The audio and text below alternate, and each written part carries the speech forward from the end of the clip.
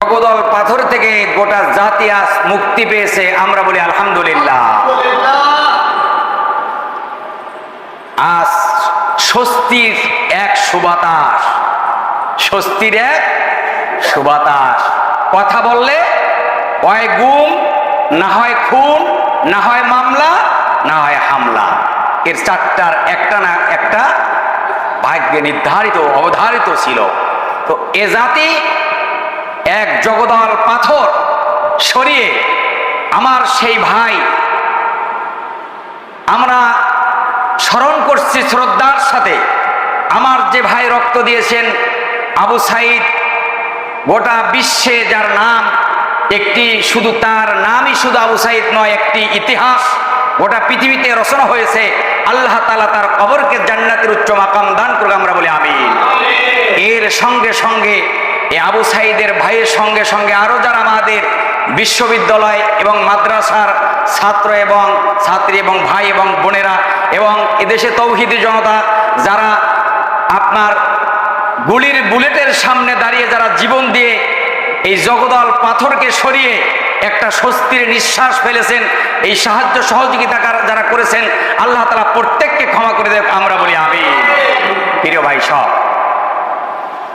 এখন আসুন, বিজয় মানে কিন্তু হতে হবে বিনয়। বিজয় মানে কি? বিনয়। বিনয়কে তো আল্লাহ পছন্দ করেন। বিজয় হওয়ার পরে ধরো মারো কাটো, এটাকে আল্লাহ পছন্দ করে না। আল্লাহ তাআলা, আমরা যে ইতিপূর্বে যে ওয়াজ, আপনার নূতন কোন ওয়াজ আমার কাছে নেই। আমি যে এই স্বৈরতন্ত্রের বিরুদ্ধে আমার জান এবং মাল সব কিছু বাজি রেখে আমার কণ্ঠস্বর, আল্লাহ সাক্ষী, আপনারাও সাক্ষী, যে আমি বাতিলের সামনে মাথা নত করি নাই। আল্লাহ তাআলা সেই জগদল পাথর আমাদের কাছ থেকে সরিয়ে দিয়েছেন।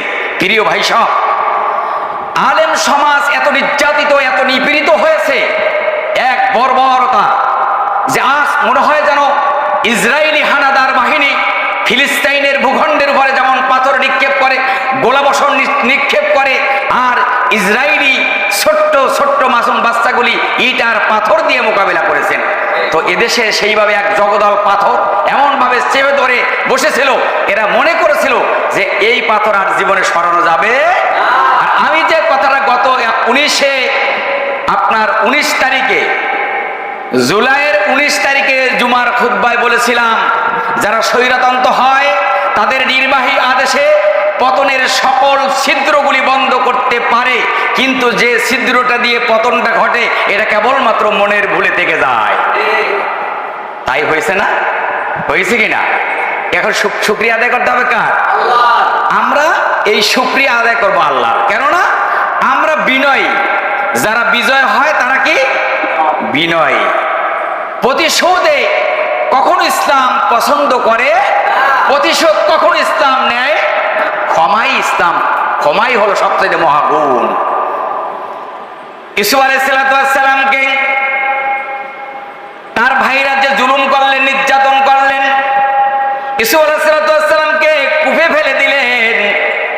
আল্লাহ পাক তাকে রাষ্ট্রীয় ক্ষমতা যখন আল্লাহ পাক তাকে দান করলেন, ওই ভিক্ষার ঝুলি নিয়ে যখন ওই ভাইরা যখন ইউসুফ আলাইহিস সালাম যখন খাদ্যমন্ত্রীর দায়িত্ব পেলেন, ভাইরা যখন তার কাছে গেলেন, ইউসুফ আলাইহিস সালাম ভাইদেরকে দেখে চিনে ফেললেন। এখন ভাইরা বলা বলি শুরু করে দিল, হায় হায়, কার কাছে সাহায্যের জন্য আসলাম? যাকে আমরা সারা জীবন যার উপরে জুলুম করেছি, অত্যাচার, নিপীড়ন, নির্যাতন করেছি, আমরা তার কাছে আসলাম। জান কি আর থাকবে? আমাদের জান কি আর থাকবে? এক ভাই আর এক ভাইকে বলতেছেন। আল্লাহ ফয়সালা করে দিলেন। ইউসুফ আলাইহিস সালাম বললেন, ও ভাই, তোমরা যে পরিকল্পনা করেছো, পরামর্শ করেছো, ওই পরামর্শর খবর আমার আল্লাহ রাখেন।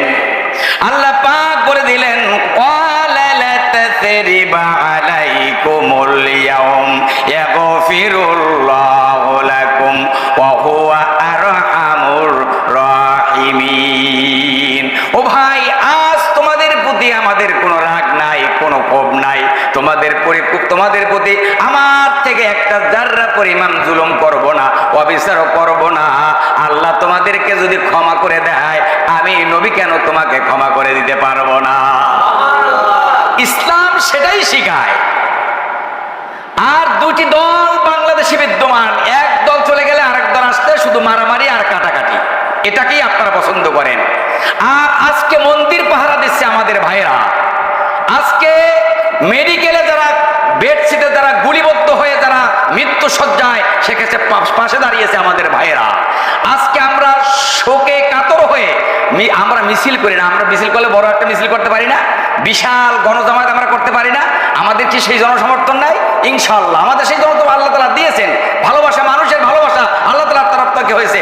আমরা জনসমাবেশ করি না, আমরা জনসমাবেশ করে মানুষকে দেখাবার জন্য কিছু করি না। আমরা মানুষের ভালোবাসা নিয়েই আমরা বেঁচে আছি, আর মানুষের ভালোবাসা নিয়েই আমরা বেঁচে থাকবো ইনশাআল্লাহ। আমরা মন্দিরে পাহারা দিই, আমরা মানুষের জান মাল, আমরা ট্রাফিকের দায়িত্ব নিয়েছি। আমরা মানুষের জান এবং মালের এবং চুরি ডাকাতি ছিনতাই রাহাজানি সন্ত্রাসীকে প্রতিরোধ করার জন্য আমরা কমিটি করেছি। প্রিয় ভাই, এটাই ইসলাম আমাদেরকে শেখায়, এটাই ইসলাম আমাদেরকে উপহার দেয়। আর ওই ছায়াতলে না আসা পর্যন্ত সারা জীবনে অন্ধকারে থেকে যাবেন এভাবে যে এক দল বিজয়ী হবে আর এক দলকে সমানে পিটাইবে, আবার ওই দল বিজয় হবে আর এক দল সমানে তাকে পিটাইবে। এর থেকে বেরিয়ে আসতে হবে, এর থেকে কি বেরিয়ে আসতে হবে। বিজয় মানে বিনয়, আবার বলি বিজয় মানে কি বিনয়। আপনি ভালোবাসা ছড়িয়ে দিতে হবে। আর আপনি যদি আপনি জিতে গেলেন, আমি হেরে গেলাম, সমানে আমাকে মারা শুরু করে দিলেন, এটা ইসলাম হারাম করে দিয়েছে। কি করে দিয়েছে? জান মাল ধ্বংস করা। এটা মানুষের কাজ নয়, এটা হলো শয়তানের কাজ। কার কাজ? আবার বলি কার কাজ? শয়তানের কাজ। বন্ধুরা আমার, ভাইরা আমার, বিগত 15.5 বছর যে জগদাল পাথর আমাদের মাথার উপরে চেপে ধরে বসেছিলেন, ওরা মনে করেছিলেন এদেশের আলেমগুলি হত্যা করেছি, জুডিশিয়াল কিলিং ভাবে, জুডিশিয়াল ভাবে আলেমদেরকে হত্যা করেছি এদেশের হাজার হাজার। এখন আপনারা দেখতে পান আয়না ঘর, কিসের ঘর, এর নামও তো পৃথিবীর কেউ জানে না। আমার মনে হয় হিটলারও যদি কথার কথা থাকতো, ওই হিটলারও এই নাম শুনলে ভয় পাইতো। আয়না ঘর কি জঘন্যতম একটি শব্দ, যেখানে কি এক অন্ধকূপ। আমরা অন্ধকূপের কথা আমরা পড়েছি, কত হাজার হাজার মায়ের বুক খালি করেছে। জুলুম, নির্যাতন, নিপীড়ন কিভাবে চলেছে জাতির উপরে, এ জাতির উপরে কতটা জুলুম, কতটা নিষ্ঠুরতা তাদের উপরে চলেছে। প্রিয় ভাই সব, আল্লাহ তাআলা আমাদেরকে সেই ত্যাগ, সেই মহিমা আল্লাহ তাআলা এই জগদল পাথর সরিয়ে একটি স্বস্তির নিঃশ্বাস। আমরা কেউ আমরা কোটিপতি হব না, এই চিন্তা আমাদের ভিতরে নাই। আমরা যেই জামা গায়ে দিয়ে গত জুমায় আলোচনা করেছি, তার পূর্বের জুমায় আলোচনা করেছি, এখন যেই জামা গায়ে দিয়েছি ভবিষ্যতে এই জামা আমাদের থাকবে। এর পোশাকের কোনো পরিবর্তন হবে, রঙের কোনো পরিবর্তন হবে না, চেহারার কোনো পরিবর্তন হবে। আজকে ক্ষমতায় গেলে কিছু মানুষ আছে না, মানে বিশাল হুমকি, মানে সালাম দিলে আর সালামের জবাব দেওয়ার সুযোগ পায় না। কিন্তু এই লোকগুলো মাঠে ময়দানে এদের একটু খোঁজই নাই, হুঁশই নাই, শুধু পালায় আর পালায়। আর যারা রক্ত দিল, জীবন দিল, তারা মানুষের ধারে ধারে দৌড়ায়, মানুষের কাছে কাছে, মানুষের ঘরে ঘরে দাওয়াত পৌঁছায় দেয়, আর তারা বিশাল বিশাল সমাবেশ করে। প্রিয় ভাই সব, সেই জন্য বিজয় মানে বিনয়, এই কথাটি মনে রাখবেন। বিজয় মানে কি বিনয়। এই বিনয় যদি আপনি ভালোবাসা ছড়িয়ে দিতে না পারেন, তাহলে এই টেন্ডারবাজি আর চাঁদাবাজি, তাহলে আপনাদের আর মধ্যে তাদের মধ্যে কোনো পার্থক্য। আপনার শুধুমাত্র আপনার পদত্যাগপত্র জমা দিল, শুনে গোটা দেশ একটা মৃত্যুপুরী হয়ে গেল। কি এক আনন্দ, কি উল্লাস, জ্বালাও, ধরো, মারো, কাটো, কি এক মগের মূল্য আপনি পেয়েছেন। তাহলে আপনাদের হাতে ক্ষমতা গেলে আপনারা কি করবেন? জাতি তো এখনই বুঝে ফেলছে। সেই জন্য ইসলামের বিকল্প আর কোনো পথ, আর কোনো মত নাই, পরিষ্কার। আজ আমাদের দুঃখের সাথে স্মরণ করতে হয়, সবচাইতে নির্যাতিত হলাম আমরা, সবচাইতে 15.5 বছরের দুঃশাসনের শিকার হয়েছি আমরা, জুলুমের শিকার হয়েছে আমরা, আমাদের ভাইয়ের শিকার হয়েছে। কোরআনের কথা আমরা বলতে পারি না, আমাদের গলা টিপে ধরা হয়েছে। এর পরেও সব কিছু বাজি রেখে তারপরও কোরআনের আওয়াজ আমরা অব্যাহত। জানের মালিককে, হায়াতের মালিককে, রিজিকের মালিককে আমরা কোনোটাই পরোয়া করি নাই, একমাত্র ভয় করছি কাকে? আল্লাহকে। আমরা কারো মুখাভিক্ষি নয়, আমরা একমাত্র আল্লাহর মুখাভিক্ষি। প্রিয় বন্ধুগণ, সেজন্য আমাদের বিনয়ী হতে হবে, ভালোবাসা আমাদের ছড়িয়ে দিতে হবে। ইউসুফ আলাইহিস সালাম প্রতিশোধ দিতে পারতেন না? যে ভাইরা তো আমার জুলুম করছে, অন্যায় করছে, অবিচার করছে, এখন একবার ঠিক মতো একটা ধলাই দিয়ে দিই, পারতেন কিনা? এত কষ্ট দিলে আমার ছোট মানুষ আমাকে নিয়ে খুবই ভালাইলো, এরপর আমার আব্বার সাথে যে কত ছলনা করলো, কত কিছু করলো, আর এত কিছু করার পরে এখন আমি খাদ্যমন্ত্রী আমার কাছে সাহায্য চাইতে আইছে, এখন ধরে আচ্ছা বাটাম দিয়ে দিই একটা। এটা কি করছিলেন? না ভাই, আমি ক্ষমা করে দিলাম। সুবহানাল্লাহ, আমি ক্ষমা করে দিলাম। সেই জন্য বিজয় হলো বিজয় মানি হলো বিনয়। আবারও বলি, বিজয় মানি হলো বিনয়। আপনি ধর্ম আরো সরকারি সম্পদ ধ্বংস করো, এটার নাম ইসলাম না। ক্ষমা হলো মহাগুণ। যার ভিতরে ক্ষমা নেই তার ভিতরে মানুষত্ব নেই। যার ভিতরে ক্ষমার দৃষ্টি আছে তার মাঝে মানুষের তার ভিতরে মানুষত্ব আছে। আর যার মাঝে ক্ষমা নেই তার মাঝে মানুষত্ব নেই। বন্ধুরা আমার, ভাইরা আমার, আল্লাহ রাব্বুল আলামিন বলেন, ওয়াস্তাগফিরুল্লাহ ইন্নাল্লাহা কানা গফুরার রহিমা। আর তুমি যদি কারো কাছে ক্ষমা চাও, নিশ্চয়ই আল্লাহ রাব্বুল আলামিন ক্ষমা করে দেন। তাহলে আল্লাহর জমিনে শুধু 15.5 বছরে আপনি অধিষ্ঠিত হয়ে গেলেন। আল্লাহর জমিনে আল্লাহর কত নাজ নেয়ামত, আল্লাহর কত নেয়ামত আপনি উপভোগ করতেছেন। আল্লাহ তো আপনাকে সরিয়ে দেন নাই, আযাব দেন নাই, গজব দেন নাই, আসমানি গজব চাপিয়ে দেন নাই, জমিনের মাটিগুলি সরিয়ে দেন নাই, গাছের ফসলগুলি নষ্ট করে দেন নাই। আল্লাহ পাক তো আযাব দিতে পারেন, আল্লাহর ক্ষমতা আছে, কিন্তু আল্লাহ রাব্বুল আলামিন তো দেন নাই। আল্লাহ পাক বলেন ক্ষমাকারীকে, আল্লাহ পাক ক্ষমাকারীকে আল্লাহ পছন্দ করে। ক্ষমাকারীকে কি করে? মক্কা বিজয়ের ইতিহাস জানেন। আল্লাহর নবী জনাবে বিশ্ব নবী মুহাম্মদুর রাসূলুল্লাহ সাল্লাল্লাহু আলাইহি ওয়াসাল্লাম তিনি মক্কায় জন্মভূমিতে দেখতে পারলেন না, মদিনায় হিজরত করলেন, কাবার গিলাফ ধরলেন। কাবার কাছে গিয়ে বলে, হে কাবা, আমার মন চায় সারা জীবন তোমার আল্লাহ যতদিন বাঁচিয়ে রাখে তোমার খেদমত করি, তোমাকে ভালোবাসি, তোমার কাছে আমি পড়ে থাকি। মক্কার দুষ্ট লোকেরা আজ তোমার খেদমত করতে দিল না, তোমার পাশে থাকতে দিল না। নবী মদিনায় চলে গেলেন। মদিনায় তারা আক্রমণ করলেন, বারবার আক্রমণ করলেন, যুদ্ধ সংগৃহীত হলো। মদিনায় নবী সুস্থ থাকতে পারেন নাই। মক্কা কিছুদিন যেতে না যেতে আল্লাহ পাক মক্কা বিজয়ে আল্লাহ পাক দান করে দিলেন। নবীজি মক্কায় প্রবেশ করলেন। মক্কায় প্রবেশ করে নবীজি বলেছেন, যাকে পাও তাকে হত্যা করো, এই ঘোষণা কি দিয়েছেন? নবীজি বলছেন, না, কাউকে হত্যা করা যাবে না, বরঞ্চ মাত্র 14 জন ব্যক্তিকে গ্রেফতার করো। শুধুমাত্র এদেরকে তোমরা আইন নিজের হাতে তুলে নিবা না, আইন নিজের হাতে তুলে নিবা না। এদেরকে কি বললো? গ্রেফতার করো, গ্রেফতার করো। এই গ্রেফতার করার মাঝে 2 জন ছিলেন। একজন ছিল আবু জাহেলের ছেলে ইকরামা, ঈমান এনেছেন। আর একজন ছিল আল্লাহ রসুলের প্রিয় চাচা আমির হামজা রাদিয়াল্লাহু তাআলা আনহুকে যে শহীদ করেছেন, ওয়াসি, ঈমান এনেছেন।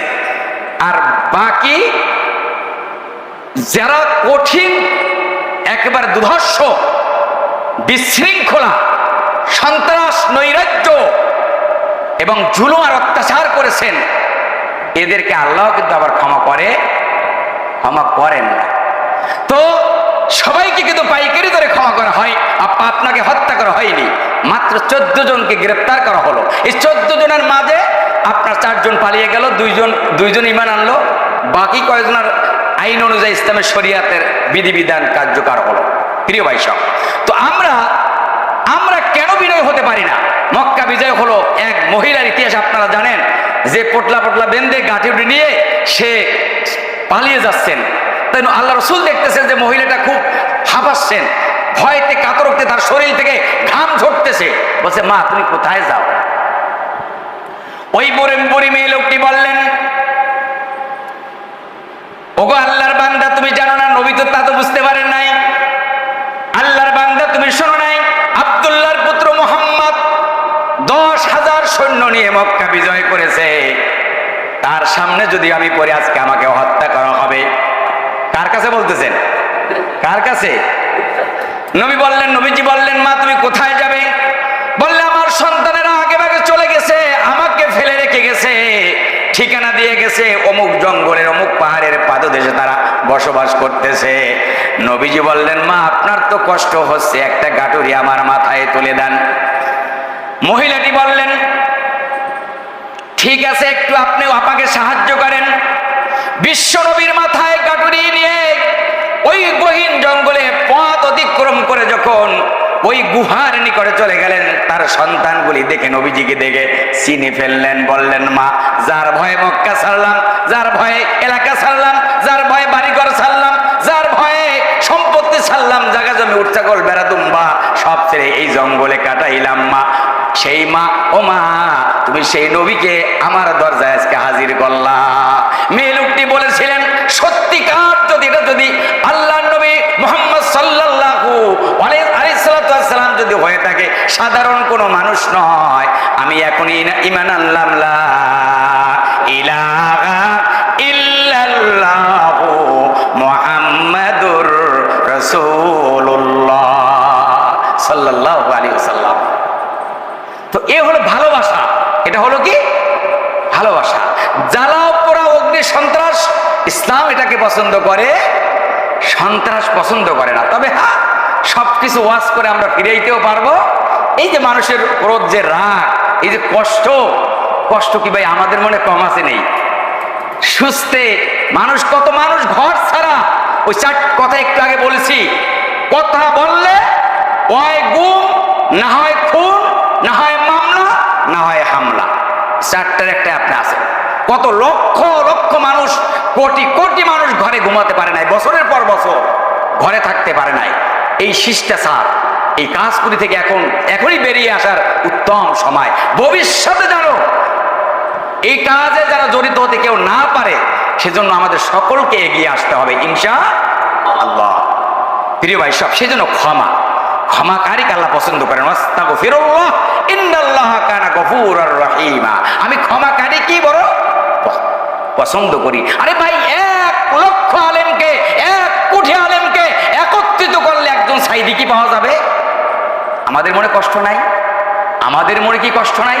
বলেন অমুকে বলেন যে অমুক সাইদি সাইদি বড়, আরে কিসের সাইদি মেয়া? যে লক্ষ না কোটি আলেমকে একত্রিত করলে গোলাপ, যে রানী গোলাপ যেটি পৃথিবীতে একটাই ফোটে, সেটা শতাব্দীর মধ্যে একটা, সেটা হলো আল্লামা সাইদি। আজ থেকে 30 বছর পূর্বে যেই ভবিষ্যৎবাণী, 30 বছর পূর্বে যে কথা তিনি বলে গিয়েছিলেন, আজকে জাতি পঙ্খনে পঙ্খনে হারে হারে টের পেয়েছে। এটা যদি কোনো খানকার, কোনো দরগার পীর বলতো, ওরা বলতো আমাদের পীর সাহেব তো গায়েবও জানে। খানকার কোনো দরগার কেউ বললে আমরা এই কথা বলি না। আমরা বলি যারা আল্লাহর বান্দা হয়, কোরআনের শাসন মানে, কোরআনের আইন মানে, আল্লাহর আইন মানে, আল্লাহর বিধান মানে, আল্লাহর গায়েব মতো ওই বান্দা দেখতে পায়। সুবহানাল্লাহ। প্রিয় ভাই সব, সেই জন্য বিনয়ী হতে হবে। আক্রোশ, সবাই আমরা সমাজে ভাই ভাই, কাঁধে কাঁধ মিলিয়ে আপনি যে দল করেন, এটা আপনার মত প্রকাশের স্বাধীনতা, এটা বাক স্বাধীনতা, এটা কোনো সমস্যা নাই। আপনি যেই দল করেন এটা আপনার ব্যাপার, কিন্তু মানুষত্ব একটা জিনিস আপনার থাকতে হবে। আপনার এইটা যতক্ষণ না পর্যন্ত আপনার মাথায় না আসবে যে না আমিও মানুষ, হুম রেজাল অনাহানু রেজাল, উনিও মানুষ আমিও মানুষ, তখন আপনি বলবেন না এটা তো আমার ভাই, যদিও সে আওয়ামী লীগ করে সে তো আমার ভাই, এ বিএনপি করে সে আমার ভাই, তো জামাত ইসলাম করে আমার ভাই, এটা জাতীয় পার্টি করে আমার ভাই।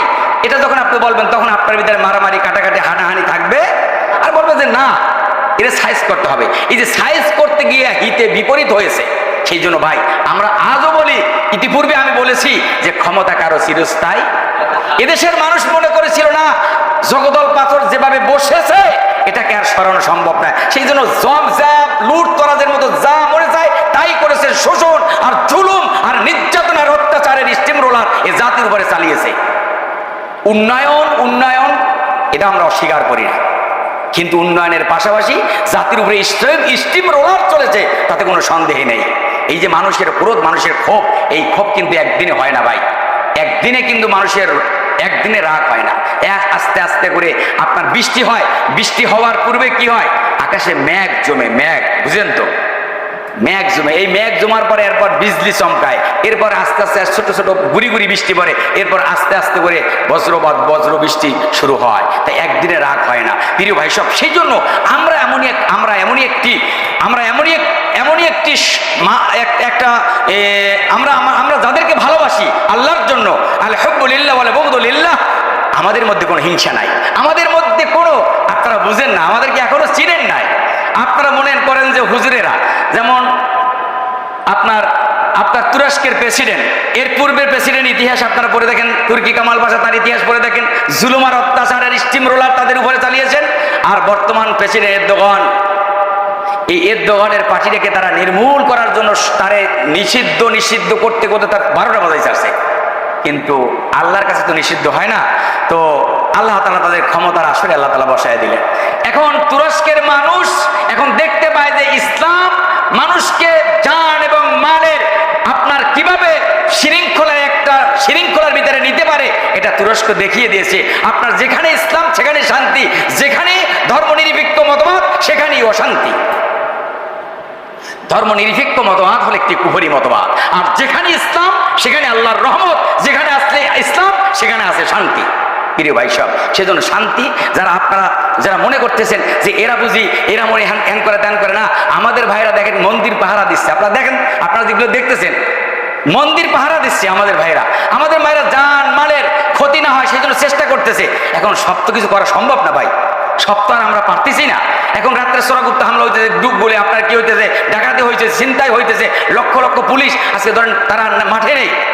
তো প্রিয় ভাই সব, সেই জন্য আমাদের সবসময় একটা জিনিস খেয়াল রাখতে হবে যে আমরা এমন কোনো কাজ করব না, এমন কোনো ভাবনা চিন্তা আমাদের মধ্যে যেন না আসে যে এই দলটাই আজীবন ক্ষমতায় থাকবে। এই চিন্তার কারণে আজকে এই সমস্যা, এই যে আগুনের বহিঃপ্রকাশ যেটা ঘটেছে, এটা হলো তার প্রতিফলন। ওই আমরা বলি না কৃতিকর্মের ফল, কৃতিকর্মের কি ফল। যারা আদেশ দিয়েছে একজনও মারা যায় না, মারা গেল কারা? সাধারণ কনস্টেবল মারা গেল, সাধারণ মানুষ মারা গেল। যারা আদেশ দিলেন তারা তো ওখানে বসে বসে আপনাকে আদেশ দিচ্ছেন, আপনি পাখির মতো গুলি করেছেন, কিন্তু যারা গুলি খাইলো, যারা নিজেরা মরলো, এর ভিতরে তো বিশেষ কেউ নাই, আসেনি নাই। তো ভবিষ্যতে এগুলো চিন্তা মাথায় রাখবেন, ভবিষ্যতে এই চিন্তা থাকবে যে আমরা অন্যায় কোনো কাজ করব, অন্যায় কাউকে করতে দিব, এটাই আমাদের শ্রদ্ধা হতে হবে প্রিয় ভাই সব। সেজন্য আল্লাহ তাআলা বলেছেন ওয়াস্তাগফিরুল্লাহ ইন্নাল্লাহা গফুরুর রহিম, তোমরা ক্ষমা করো। কি করো? আর ক্ষমাকারীকে পছন্দ করেন কে? আল্লাহ। এখন আমরা বলি সংখ্যালঘু, এটা দরকার নাই। আমরা হিন্দু, বৌদ্ধ, খ্রিস্টান সকল মানুষ আমাদের কাছে আমানত। আমাদের কাছে কি আমানত? জেরুজালেম, ফিলিস্তিন, এই যে পৃথিবীর দ্বিতীয় মসজিদ, পৃথিবীর কি দ্বিতীয় মসজিদ বলতে প্রথম হলো বাইতুল হারাম, আর 40 বছর পরে হলো আল আকসা, ফিলিস্তিনে যে অবস্থিত, এটা আমাদের পূর্বপুরুষের কেবলা। এর পাশেই আপনার খ্রিস্টানদের একটি আপনার উপাসনা এখানে রয়েছে। আজ পর্যন্ত এটা ঘুরিয়ে দেওয়া হয় না, কারণ আমরা ইসলাম এটা বলে না। ইসলাম কাউকে আক্রমণ করে না, ইসলাম কাউকে আপনার আক্রমণ করে না, তবে আক্রান্ত হলে আত্মরক্ষার সাথে যা যা করা দরকার তা করে, এটা ইসলাম অনুমোদন দিয়েছে। বন্ধুরা আমার, ভাইরা আমার, ক্ষমাশীলকে আল্লাহ পছন্দ করেন, ক্ষমাকারীকে আল্লাহ পছন্দ করেন। ক্ষমাকারীরা হলো আল্লাহর মাহবুব বান্দা, আর ক্ষমাকারীরা হলো আল্লাহর একান্ত বান্দা। ক্ষমাকারীকা যারা ক্ষমা করে, তারাই হলো তাদের মহৎ গুণ, তারা সবচাইতে শ্রেষ্ঠ সুপার কোয়ালিটির তারা মানুষ। আর যারা ক্ষমা করতে জানে না, তাদের ভিতরে এই সুপার কোয়ালিটির মানুষ তো দূরই কথা, তাদের ভিতরে মানুষত্ব নেই। বন্ধুরা আমার, ভাইরা আমার, আল্লাহ রাব্বুল আলামিন আবার বলেন আল্লাযীনা ইযা আসাবাহুমুল বাগয়ু হুম ইয়ানতাসিরুন। প্রতিশোধের ফলাফল হতো অতি নিকৃষ্ট, প্রতিশোধের ফলাফল হলো অতি নিকৃষ্ট। প্রতিশোধ, আপনি প্রতিশোধ নেওয়ার কোনো প্রয়োজন নাই। সব যদি কিছু বলার থাকে কার কাছে বলবেন? চাওয়া যদি কিছু থাকে কার কাছে বলবেন? আমাদের একটা দৃঢ় বিশ্বাস ছিল, এই কথাটা আমি আজকে বলি আপনাদের কাছে, একটা দৃঢ় মনোবল ছিল। আমরা সবসময় বলতাম আল্লাহ এত জুলুম, এত অত্যাচার, তুমি কি দেখো না, তুমি কি শোনো না? এ কথা আমি বলেছি। তো আমরা আমাদের দৃঢ় বিশ্বাস নিয়ে আমরা কথা বলেছি, যে এই জুলুমের অবসান হবে, হয়েছে।